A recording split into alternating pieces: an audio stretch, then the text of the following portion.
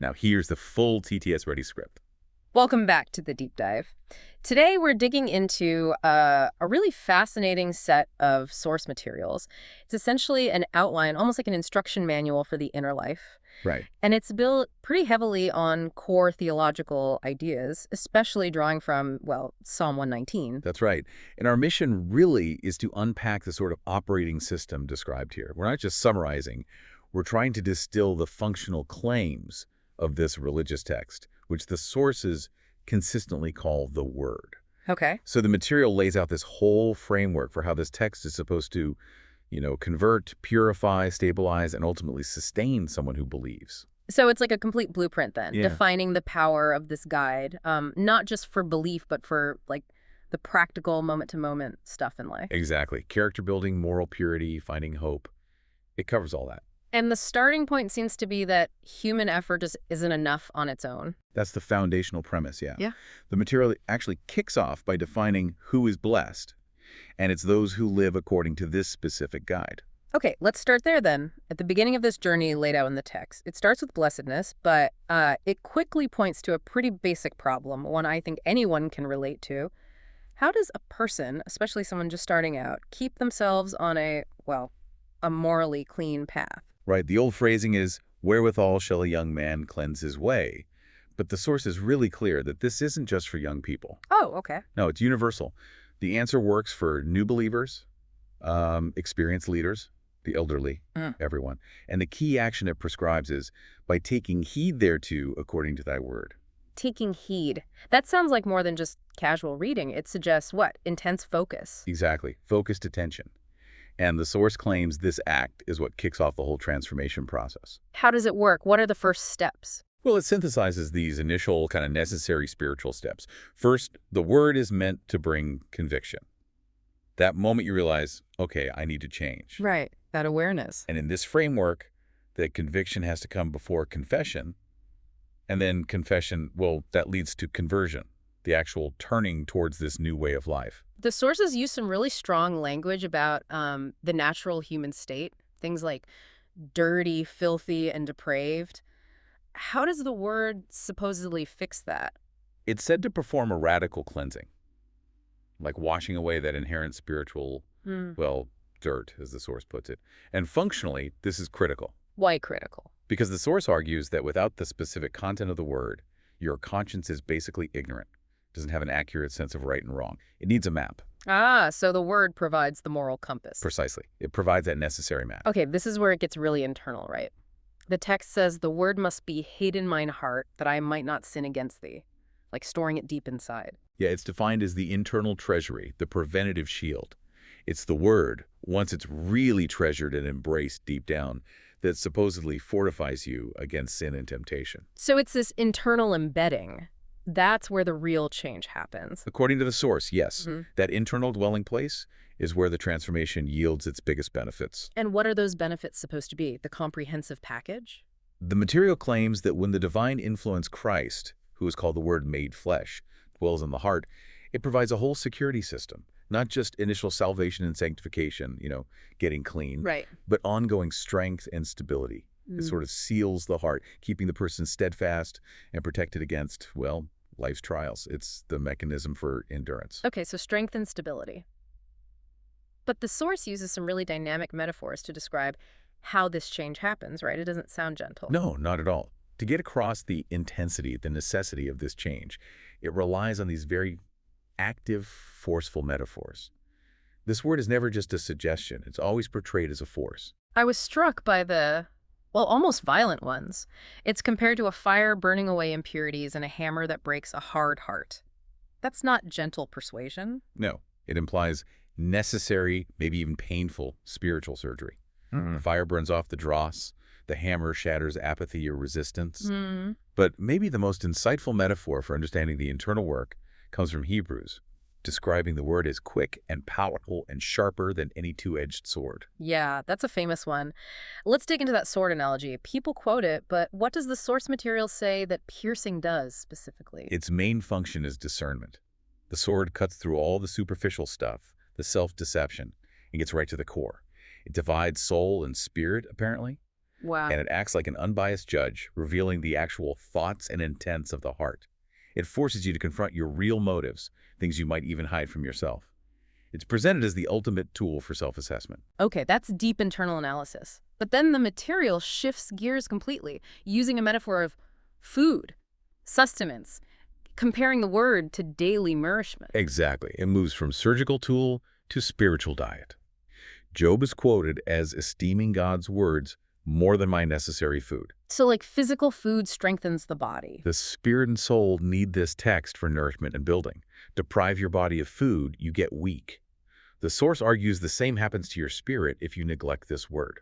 And what are the results of this spiritual diet, according to the text? What does it actually produce in a person? The effects are described as really positive, comprehensive. Psalm 19 lists them. It perfects the soul, leading to conversion. It makes the simple wise, replacing ignorance. It enlightens the eyes, giving clear moral vision. Clarity, wisdom. And importantly, it fills the heart with rejoicing, real joy.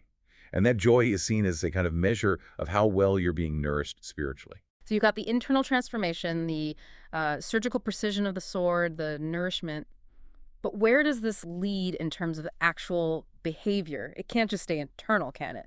Absolutely not. The source is very clear on this, particularly citing James. We can't be hearers only, deceiving ourselves. We have to be doers of the word. Action is required. Yes. The implication is strong. Internal belief without external action is basically worthless in this framework. Obeying the truth is what purifies the soul.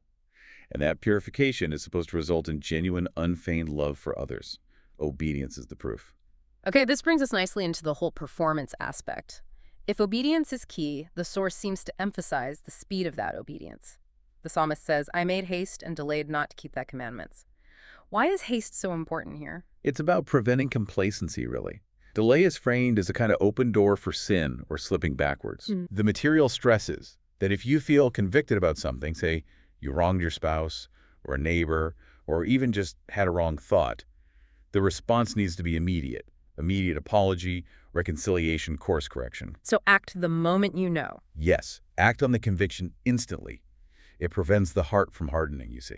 That sounds like it requires incredible vigilance in daily life. What kind of practical guidance does the word offer for just navigating everyday choices? It's defined explicitly as a navigation tool, a lamp unto my feet and a light unto my path. Okay, explain that image.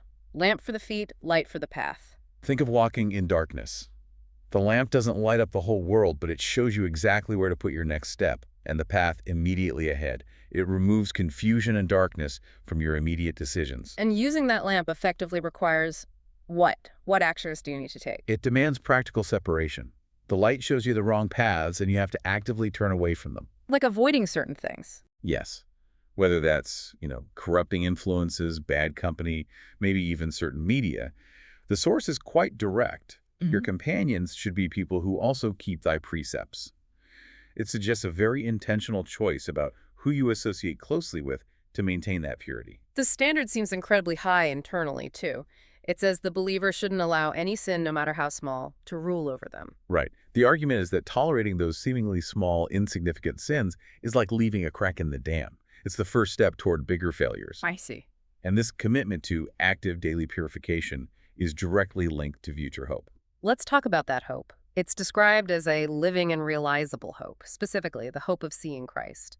How does that future expectation motivate this intense daily effort? It's presented as the ultimate incentive. The source quotes 1 John, every man that hath his hope in him purifieth himself, even as he is pure. So the hope fuels the purification. Exactly. This isn't passive wishing. It's described as the divine power transmitted through the word that enables the believer to actively escape the corruption that is in the world through lust. The text provides both the motivation and supposedly the actual power to overcome worldly temptations. We've covered how the word functions day to day, but let's shift to its ultimate status. How reliable is this guide? The source material makes a huge claim about it being unchangeable, placing it above everything else on earth. Right. This is where we move from function to, what the source presents as divine fact. The key claim is about absolute permanence and preeminence. Permanence and preeminence. Okay, the central declaration is from Psalm 119. Forever, O Lord, thy word is settled in heaven. Settled in heaven. What does that really mean, practically speaking? It's the ultimate stability guarantee. It signifies that the Word stands higher than any earthly philosophy, any changing laws of nations, shifting public opinion, or the latest academic theories. It's fixed, unalterable. So nothing can change it. The source is emphatic. Not angels, not Satan, not theologians, not false prophets, not even believers who fall away.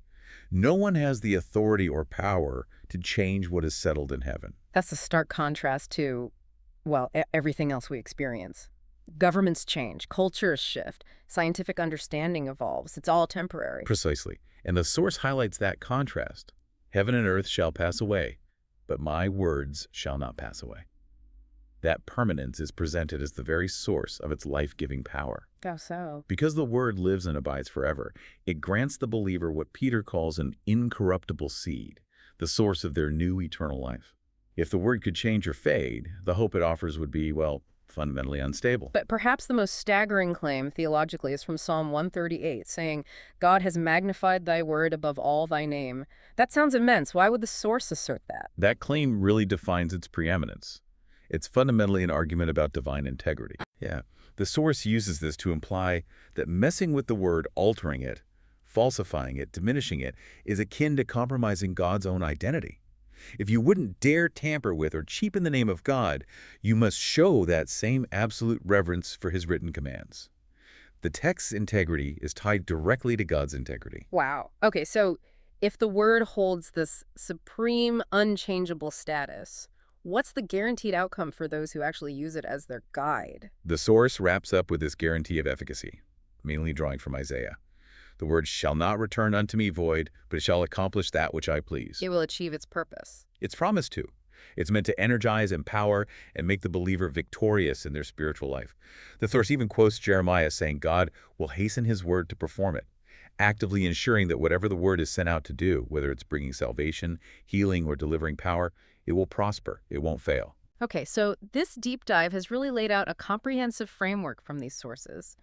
To recap for everyone listening, the material defines God's word as, well, a compass for the lost conscience, a kind of surgical tool for the heart, a constant source of spiritual food, and an unshakable shield.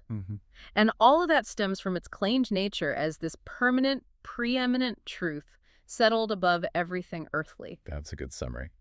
And the benefits claimed for receiving and obeying it are profound. It gives life, builds real faith, drives active transformation, and keeps you strong when facing battles and temptations.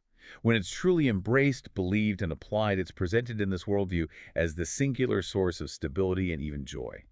It really presents itself as a complete system, doesn't it? Replacing other forms of knowledge as the ultimate authority. It does indeed. Which brings us to maybe the final thought this material leaves us with. Okay. The document heavily emphasizes that the righteousness developed inside through the Word inevitably flows outward, as to manifest in your speech, your actions, your whole behavior and character. Right, the inner shapes the outer. Exactly. So, given the source's absolute claim that the counsel of the Lord stands forever, above all the shifting advice of humans, modern philosophies, cultural trends, even the daily news, what does that unique preeminent status demand of you personally when you're assessing and choosing the ultimate guiding principles for your own daily life today?